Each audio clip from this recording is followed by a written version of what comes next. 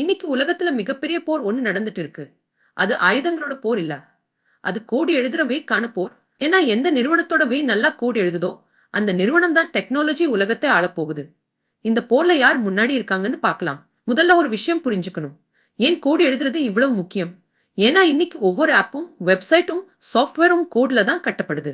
ஒரு வே நல்லா கோடு எழுதினா ஒரு புரோகிராமர் செய்யற வேலையை மணிக்கணக்கில் இல்ல நிமிஷங்கள்ல முடிச்சிடும். அதனாலதான் எல்லா பெரிய நிறுவனங்களும் இந்த ஒரு விஷயத்துல போட்டி போடுறாங்க. இந்த போர்ல இப்ப முன்னாடி இருக்கிறது மந்த்ரோபிக் ஓட லார்ட். அவங்களோட லார்ட் ஹோட் என்ற டூல் புரோகிராமர்கள் மத்தியில மிகவும் பிரபலமாயிருக்கு.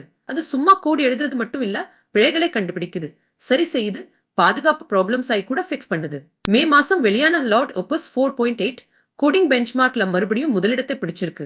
ஒரு மில்லியன் டோக்கன் கான்டெக்ஸ்ட், வேகமான மோட், இதெல்லாம் அதை வலிமையாக்குது. ஆனா மந்த்ரோபிக் மட்டும் இல்ல, ஓபன்வேயும் இந்த போர்ல இருக்கு.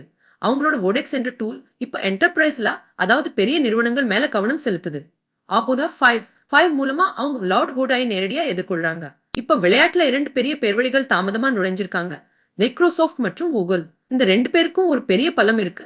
அவங்க கிட்ட நிறைய பணம் இருக்கு மற்றும் கிளவுட் பிசினஸ் இருக்கு. கூகுள் தங்களோட மல்டிகிராவிட்டி 2 என்ற டூலை அறிமுகப்படுத்தி இருக்காங்க. இது ஒரு டூல் இல்ல, பலவே ஏஜென்ட்ஸ் ஐ ஒன்னா சேர்த்து வேலை வாங்குற அமைப்பு. அதாவது பலவேக்கள் ஒன்னா சேர்ந்து ஒரு பெரிய ப்ராஜெக்ட் ஆய் முடிக்க முடியும். இங்க ஒரு முக்கியமான மாற்றம் இருக்கு. முன்னாடிவே சும்மா நமக்கு கோடாய் சஜஸ்ட் பண்ணும்.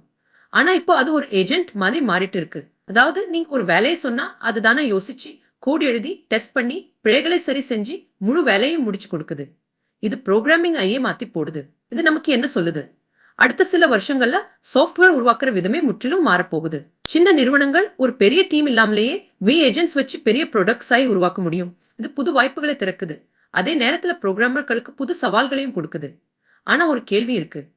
எல்லா கோடையும் எழுதினா புரோகிராமர்களுக்கு வேலை இருக்குமா? உண்மை என்னன்னா ஐ நல்லா பயன்படுத்த தெரிஞ்சவங்களுக்கு வேலை இன்னும் அதிகமாகும். ஒரு டூல். அதை வழிநடத்த சரிபார்க்க இன்னும் மனிதர்கள் தேவை. மாற உலகத்துல கத்துக்கிறவங்க தான் முன்னாடி போவாங்க. உங்க கருத்து என்ன? ஓடிங் போர்ல இறுதியில் யார் வெல்வாங்க? மந்த்ரோபிக், ஓபன்வே இல்ல கூகுள்? கீழே கமெண்ட்ல சொல்லுங்க.